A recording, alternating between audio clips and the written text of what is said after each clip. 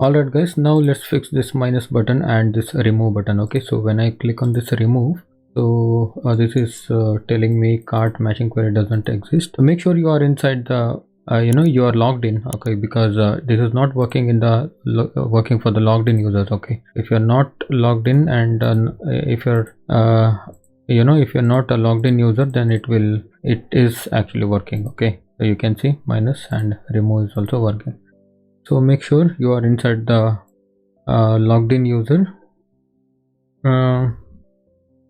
And now let me go to this cart, and now when I click on this minus button, this is not working. Okay, so first of all, let's go to this remove cart function. Okay, so this is inside the carts app and views remove cart.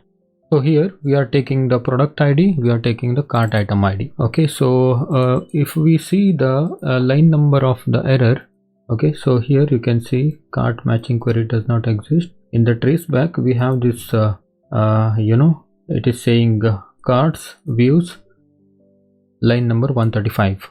okay, so this is here remove cart and line number 135. let's see we have a line number 135 here. So here this is not getting the cart cart itself, because we are not doing anything with the cart, right, for the logged in users. So that's why it is showing me like this. Okay, so what I will do, I will just inside the try block, I will just make a simple condition here. If request dot user dot is authenticated, as we did before, is underscore authenticated. So what should we do? We should actually copy this line and paste it here. Okay, cart item equal to cart item objects get with the product and cart equal to cart. We don't need this now. Instead of this cart, we will say user equal to request dot user. Okay, and this ID will be cart item ID. Okay, and next, in the else case, we are actually bringing this cart here. Okay, cart, let's cut this cart from here and put it here, and this let's indent it over. So because this is where we were getting the error, right? So this code should only run when we are not logged in. Okay, so that's why we put it inside here. So now if I just save it and try that again, refresh, and let me click on this minus.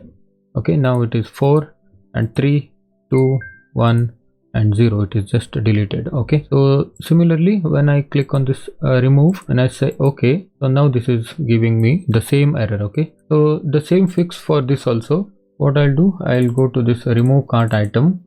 Okay, this is the function. So here also I hope this is giving me 154. Let me see. Yeah, this is 154. You see the same thing. What I will do, I will just, after we get the product, okay, we will say if request dot user dot is authenticated, I will just copy this line and put it here. Instead of this cart, I will say user and request dot user. Okay, and in the else case, first of all, this will come inside this else case, and to run this line we should need this cart as well. Okay, now I will put this cart here.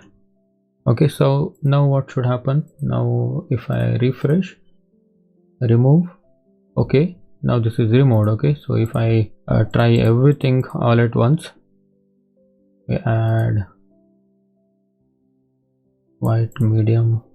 Okay, so now this is plus is working, minus is working, okay, remove is working.